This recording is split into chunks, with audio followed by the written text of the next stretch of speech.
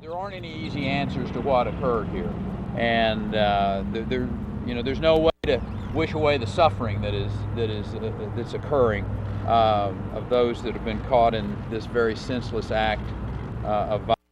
Welcome back. 5 years after a tragic shooting at Fort Hood in Texas, there's more bad news from the base. 4 people are dead and more than a dozen wounded after a shooting spree at Fort Hood Wednesday afternoon. Witnesses say Specialist Ivan Lopez opened fire for about 4 minutes before being confronted by military police and turning the gun on himself. One of Lopez's neighbors says he saw nothing wrong with Lopez before the shooting. There wasn't anything unusual about him. You know, we were just neighbors. We were passerbys. We'd smile and wave at each other, and that's about it. The couple seemed like they were extremely happy. They were always smiling and laughing, and I can hear the toddler, from upstairs, running through the apartment playing. It's always hard for military families when they hear their loved one has died in combat. But when it's at base, over one person's actions, that's too much. What can stop these tragedies from happening? It might be hindsight, but there's got to be a way that funds can be more allocated to protect troops when they're at the base. Here's the biggest problem we have, and it's a dilemma.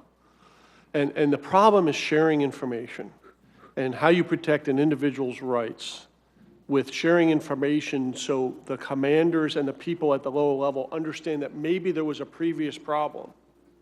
And so the Secretary and I are really doing the best we can to come up with processes that allow us to share information.